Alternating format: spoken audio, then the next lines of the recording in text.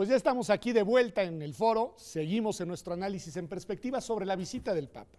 A ver, hemos dicho qué es lo que deberíamos esperar y lamentablemente qué es lo que podemos esperar de los actores políticos. Hemos también advertido que hay otros actores sociales que tendrán relevancia y que le darán un toque inevitablemente político a la visita, como las organizaciones de víctimas, nos decía Vladimir, y hemos también posicionado el significado que puede y debe tener esta visita para los católicos y para los no católicos. Pero lo que no hemos advertido, Roberto, Vladimir, es ¿cuál es la agenda que trae la Iglesia? Vladimir cerraba el bloque anterior diciendo el tema del aborto, por ejemplo. Bueno, empecemos por ahí, Roberto. ¿Cuáles crees que son los temas que sí traen y que sí quieren impulsar y que forman parte de su agenda en México? Mira, qué bueno que lo pusiste así, porque precisamente eso nos permite mostrar la enorme pluralidad de posibilidades que tiene eso. Porque dices, ¿cuál es la agenda de la Iglesia? No dijiste cuál es la agenda del Papa. ¿Está bien? Y es muy interesante porque la Iglesia es muy grande y dentro de la Iglesia hay muchas fuerzas, hay muchas posiciones y no todas coinciden con la del Papa.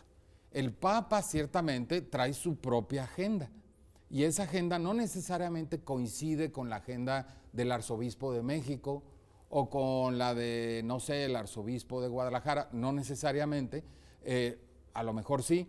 Pero lo que quiero decir con esto es que el Papa es muy claro, ha sido muy claro en los temas que él está defendiendo, que son el tema de la pobreza, el tema de la trata de personas, el tema de la migración, el tema de convertir a la iglesia en una iglesia más de servicio y no una iglesia que esté buscando culpables, etcétera. Una iglesia un poco más al estilo de lo que un teólogo como Yves Congar escribió, es decir, una iglesia pobre y al servicio de la gente. Esa es la agenda del Papa y si te fijas, yo creo que eso es lo que va a venir a decir. Fíjate, los lugares que escogió y lo que está ligado con los temas de los que va a hablar, ¿no? Entonces, ¿por qué escogió Chiapas? Pues porque quiere ir a hablar sobre los indígenas, sobre las culturas indígenas, sobre la pobreza. ¿Por qué escogió Ciudad Juárez? Pues porque es obvio que quiere hablar de víctimas, de violencia, de migración, igual que en Michoacán, etc. Esa es la agenda del Papa. Pero la agenda del Papa se tiene que compaginar con otras agendas y que no necesariamente son las agendas suyas exactamente. Pero yo no le vería, es decir, para contestar al tema de si nos viene y nos mete un tema que no nos gusta, no, pues el Papa, como todos los papas, han venido a hablar de cosas que nos gustan y de cosas que no nos gustan. Y la mayor parte de los católicos agarra lo que quiere y ha agarrado lo que quiere a lo largo de los últimos 40 años en las visitas del Papa. Sí, el Papa viene, habla, mucho gusto, le aplaudimos, cómo lo queremos, cómo nos quiere, y luego se va y las mujeres católicas siguen tomando pastillas anticonceptivas y otros métodos, 70% de ellas. Es decir, no pasa por ahí la modificación de los comportamientos de los propios católicos y de las políticas públicas, pero depende más de los políticos darse cuenta de eso, ¿no? Tú, Vladimir, porque escuchando esta agenda, no metamos más temas, pues es una agenda social convocante, es decir, a mí si esa es la agenda, a pesar de mi laicidad, digamos, recalcitrante, me parece que es una agenda atendible. ¿Cómo debemos valorar esos discursos si se encuadran en estas líneas temáticas, suponiendo que así sea, que plantea Roberto Blancarte? Sí, yo creo que el punto ahí es que uno debe de reconocer, o más bien no hay me parece para mí no hay ningún problema en cuanto a la laicidad, reconocer que va a haber muchas veces en las cuales una agenda el líder de la iglesia puede ser compatible o puede tener puntos en los que vayan de manera paralela. La laicidad no escoge los temas de las iglesias. Sin ningún problema, ¿no? Pobreza, ¿no? Acción política, víctimas, etcétera. Qué bueno, muy bien.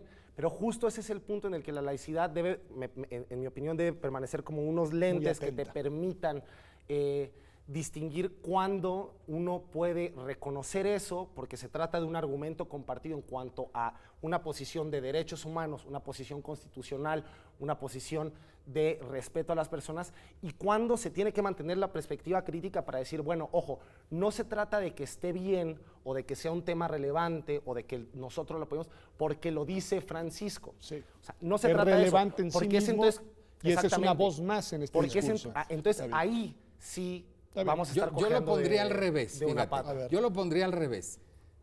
No se trata de cuándo nos gusta lo que dice el Papa o cuándo no. El Papa que venga y diga lo que quiera. Y los papas, habrá papas como este más progresistas y habrá papas que van a venir y han venido a decir cosas muy conservadoras. Lo que creo que desde la perspectiva del Estado laico se debe hacer es mucho gusto, qué bueno que lo vienen a decir, es una perspectiva muy particular, esa es la opinión del Papa, ni siquiera la de todos los católicos, a nosotros no nos interesa más allá de eso y hay muchas otras opiniones. Así es como creo yo que se debe mantener tomar. eso en el espacio público como otra voz Así interesante es, para uno más, distintos muchas debates que no gracias. están dentro de las instituciones, pero me parece que eso no necesariamente es lo que está pasando, porque tienes a un Osorio Chong diciendo que la venida del Papa va a traer paz y seguridad. Sí.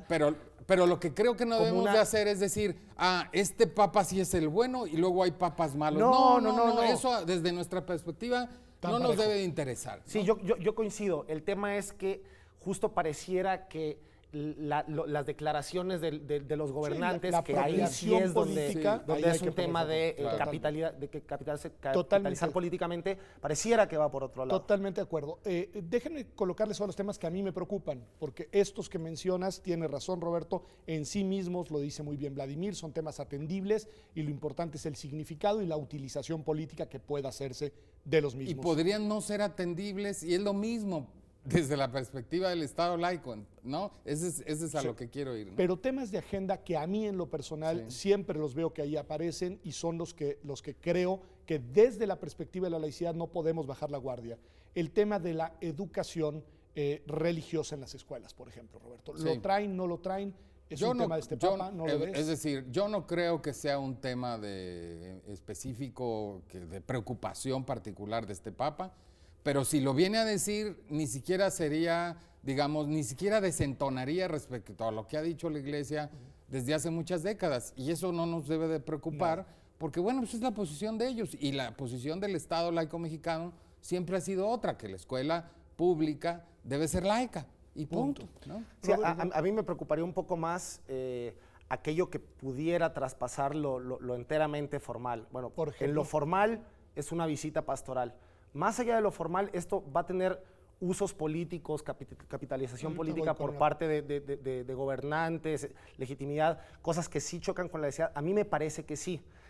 En lo formal, el tema de la educación laica está ahí, o el tema del aborto u otros temas, el aborto, los por va ejemplo, a poner. Yo porque creo que hacia allá, esto abona en tu terreno, dime si sí o si no.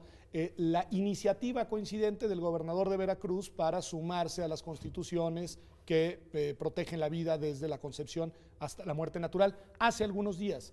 ¿A ese tipo de cosas te refieres? Sí, exactamente. Que tal vez en lo formal Francisco no se vaya a pronunciar y vaya a decir, y recuerden que es importante proteger la vida desde la... No, probablemente no, pero en aquello que va más allá de lo formal, en ese capital simbólico de ir ganando adeptos, de ir ganando y discurso. Legitimidad y discurso en ese sentido, ahí sí se puede encauzar eso, y el riesgo para los derechos, el riesgo para las libertades y para el Estado laico es cuando eso se conecta con ese conservadurismo y con esas otras políticas que sí tienen gobernantes en iniciativas legales y en propuestas o acciones desde el gobierno que limitan los derechos de las personas.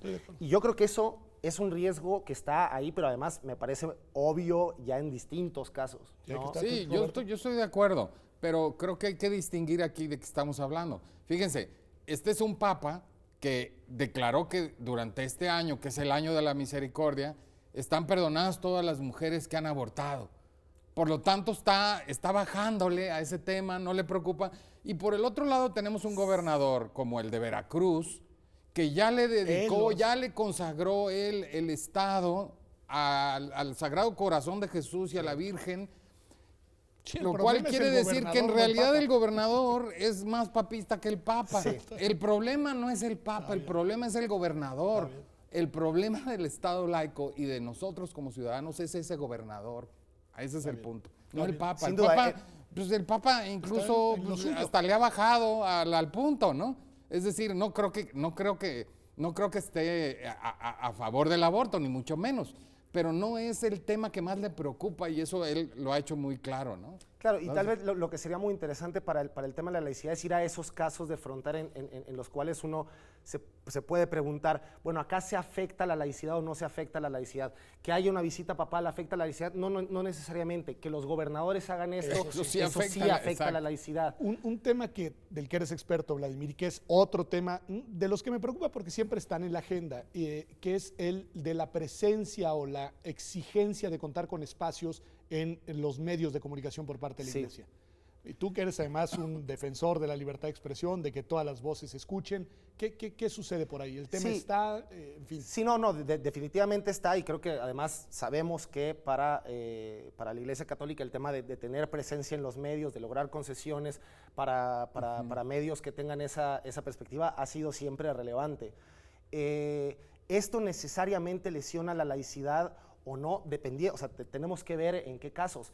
Justo el punto de tener la mirada desde la laicidad es que nosotros deberíamos de ver si existe la posibilidad de compatibilizar un uso social y público en cuanto a los medios, asignación de condiciones para las propuestas que estén buscando, no sé, grupos con preferencias religiosas o que tengan algo así. ¿Lesiona la laicidad necesariamente? Me parece que no. ¿En qué casos podría lesionarla o no? Si desde el gobierno se diera una preferencia, por ejemplo, a un tipo de grupos o a un tipo de medios que buscaran tener ese tipo de discusión y que se les diera un privilegio, entonces desde luego que se lesionaría la laicidad en ese sentido y que se tendría que tener una perspectiva crítica para controlar eso. Pero además hay que tener, de nuevo, por eso a mí me interesa mucho la parte que va un poquito más allá de lo formal, porque de repente se alinean esos factores conservadores que limitan las libertades y los derechos, o sea, porque de repente se alinean medios de comunicación. A ver, hacia allá iba, no hablemos de la petición de concesiones, es decir, hablemos... No, pero para mí el problema es el siguiente. De lo que nos abruma aprendiendo la televisión. Para mí el problema es el siguiente. Por un lado están las concesiones a privados y por otro lado están las, digamos, televisoras públicas, los medios de comunicación públicos. ¿Cuál debería de ser el papel de los medios públicos? Sí. Debería ser claramente laico, una perspectiva laica, en ese sentido, ese una perspectiva crítica, científica, como la que estamos aquí teniendo. Luego, volteando a las concesiones a privados, también tienen una función social y yo siempre me he preguntado si se vale que algunos de esos se vuelquen absolutamente a favor de una sola denominación religiosa y que se conviertan en medios que están promoviendo directamente una religión. Porque son privados, pero son concesionarios de espacio público. Así es, y sin embargo, eso es lo que vemos. No solo vemos a los medios, digamos, privados, volcados completamente a favor de una religión y sin que les interese en absoluto reconocer la existencia de una pluralidad religiosa en México, sino que también vemos a algunos públicos que se les olvidó eso y que también están medio volcados en la misma lógica. En la lógica eso es lo preocupante para mí. Eso es lo preocupante para mí. Vladimir, desde el punto de vista de la laicidad, ¿tiene algún tipo de significado? ¿La lesiona de alguna manera? Estoy pensando de nuevo en medios privados. ¿La canción de la primera dama dando la bienvenida al Papa? Y yo creo que sí, o sea, pero es que de nuevo ¿O es parte de su libertad de expresión? ¿Sí? No, a ver, cuando uno se pone a pensar el poder, por ejemplo, de los medios de comunicación en términos de asimetría en cuanto a libertad de expresión, una de las posibilidades que nos da la laicidad también para ver este tipo de casos con una mirada crítica es también darte cuenta un poco en qué momento ese discurso de la libertad de expresión puede terminar lesionando derechos incluso de particulares. Es decir, medios de comunicación con un poder como tan amplio como los medios monopólicos que se tienen en México, cuando se asocian con una primera dama que en ejercicio de su libertad de expresión va a ser promocionado ese mensaje a favor del Papa, con la relación tan estrecha que se tiene y que ha sido criticada desde distintos sectores hacia el gobierno y distintos gobernantes electos con su contubernio, con las televisoras dominantes, bueno, ¿hay costos hacia la laicidad? A mí me parece que sí, pero me parece que es obvio. Y me parece que una persona que esté comprometido con los derechos y las libertades, sobre todo con el derecho a la libertad de expresión, no debe tener ningún problema y no debe tener ningún reparo con reconocer que a veces la libertad de expresión también es un mecanismo o ha sido utilizado de manera instrumental por los intereses privados para oprimir a las personas y para lesionar derechos. Roberto, tu opinión en los 2 minutos que nos quedan sobre este caso, porque es un caso que tiene todas estas aristas, público, privado, medios de comunicación, poderes del Estado, en fin, tu opinión. Bueno, yo creo que es el clásico caso en donde uno dice, uno no puede hacer una distinción de una persona que tiene, si no un cargo público, una imagen asociada al cargo público más importante del país, y cuando está hablando como persona privada a partir de sus creencias personales y cuando está desempeñándose con una función oficial o semioficial. Y ahí es donde entra el cuestionamiento, ¿no? Más allá de si da pena ajena o si qué cursi somos, etcétera. Digamos, más allá de eso, el tema central es, ¿esto es privado, esto es público? ¿De qué se trata, no? Angélica Rivera, pero no puede dejar de ser primera dama, tanto como el señor Bergoglio es jefe de Estado, pero no puede dejar de ser papa, digamos. Así es lo mismo que diríamos de ceremonias religiosas. El presidente no puede asistir a una ceremonia religiosa de culto público.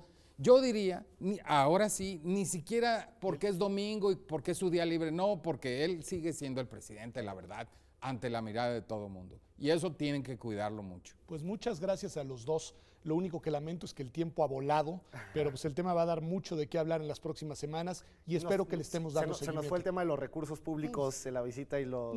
y un montón de aristas y los recursos que va a generar y demás, pero lo bueno es que el espacio sigue abierto, que esta es televisión pública, que esta es televisión que defiende la visión laica, además porque es televisión universitaria, así que aquí en Observatorio seguiremos dándole seguimiento a lo largo de estas semanas a la visita del señor Bergoglio. Gracias a usted por acompañarnos hasta esta sección de Observatorio.